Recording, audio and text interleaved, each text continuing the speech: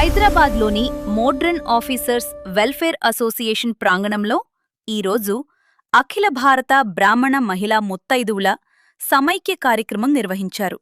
ఈ కార్యక్రమానికి తెలంగాణ బ్రాహ్మణ సంక్షేమ పరిషత్ చైర్మన్ శ్రీ బసవరాజు శ్రీనివాస్ గారు హాజరై కార్యక్రమాన్ని ఉద్దేశించి ప్రసంగించారు. ఈ సందర్భంగా చైర్మన్ శ్రీ బసవరాజు శ్రీనివాస్ గారి ప్రసంగం, ఆ పరిస్థితికి మనవాళ్ళకి తీసుకొచ్చాడు.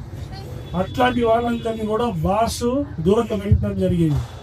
అట్లనే కొంతమంది ఇంక్రిమెంటల్ లీడర్స్ మా మల్కాజిలో ఉన్నారు. ఒకరు వాటి పేరు నేను చెప్పను.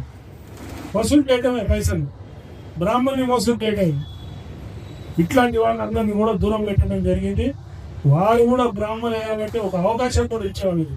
మారంటే మళ్ళీ వచ్చి మనం కలవండి, మారకపోతే కుల బహిష్కరణ చేస్తున్నట్టు కూడా సీరియస్గా చెప్పడం జరిగింది. మనం ఐక్యంగా ఉంటూ దుర్మార్గుల్ని దూరంగా పెట్టుకుంటూ పోతే తప్పితే ఈ బ్రాహ్మణ్యం నిలబడదు. యువతను తీసుకురాకపోతే ఈ మన వ్యవస్థ నిలబడదు. కాబట్టి దయచేసి ఇంత పెద్ద కార్యక్రమం చేశాను. మీరు యువతకు కూడా తీసుకురండి, రక్షణ దళాలు తయారు చేయండి. ప్రతిదానికి బసవరాజు శ్రీనివాస్ రాలేదు, ఎక్కడికక్కడ టీం తయారు కావాలి. మీకు ఏదైనా ఇబ్బంది వచ్చినప్పుడు మా టీం వస్తుంది. ఎక్కడ ఇబ్బంది ఉన్నా కూడా మీరే 10 మంది పోయి నిలబడండి. ఒక 4 కార్యక్రమాలు మీరు చేయండి, మీకు ధైర్యం వస్తుంది. మనం పోతే పని ఎక్కుతుందనే ధైర్యం మీకు వచ్చిన రోజున ఎక్కడికక్కడ మనం కాపాడుకోగలుగుతాం. మహిళలు అంతే తక్కువ కాదు. మహిళలు పోయి ఎక్కడ నిలబడ్డా ఎవరు మాట్లాడలేరు. Law is for women. మహిళా కమిషన్ ఉంది, పురుష కమిషన్ లేదు. అందుకని లా మీ వైపు ఉంది. న్యాయం ధర్మం ఉన్నప్పుడు మీరు నిలబడాలి. నిలబడిన రోజున మనందరం ఐక్యంగా ఉండగలుగుతాం, మంది కాపాడుకోగలుగుతాం, వ్యాపారంలో ఎదగలుగుతాం, రాజకీయంగా ఎదగలుగుతాం. మళ్ళీ బ్రాహ్మణులు అందరూ పునర్వైభవ దిశగా వెళ్ళే అవకాశం ఉంటుంది. దీంట్లో మీ అందరి సహకారం ఉండాలి. రేపు మేము సెప్టెంబర్ 6 బాస్ యువ అని 18 to 40 years వాళ్ళని సదస్సు పెడుతున్నాం. దాంట్లో యువతులు ఉంటారు, యువకులు ఉంటారు. మీరు కూడా ఎవరైనా పిల్లలు ఉంటే సెప్టెంబర్ 6 వసంత విహార్ మా ఫంక్షన్ హాల్లో ఉంటుంది, అక్కడికి పంపించాలి.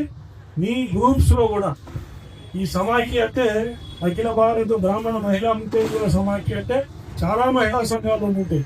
మా వదిన గారు కూడా ఒక గ్రూప్ లీడర్. మీరందరూ కలిస్తే ఒక సమాఖ్య తయారయ్యింది. ఈ సమాఖ్యలన్నీ కూడా యువకుల్ని ముద్దరికి తీసుకురావాలి. సమాఖ్యలో కూడా యువకుల్ని మీరు ఇన్వాల్వ్ చేయాలి. మీరు 10 మంది ఒక కమిటీలో ఉంటే ఒక 2 80 to 40 ఉండే వాళ్ళు ఉండాలి. వాళ్ళు చాలా డైనమిక్గా కొత్త కాన్సెప్ట్తో మనకంటే బాగా పనిచేస్తారు. వాళ్ళకి అవకాశం లేదు. నెక్స్ట్ 30-40 years వాళ్ళకి పనిచేయగలుగుతారు. మనం ఇంకో 10 ఏళ్ళు దీన్ని మిగగలుగుతాం. తర్వాత ఎవరు వాళ్ళని 10 ఏళ్ళ లోపల తయారు చేయాలి.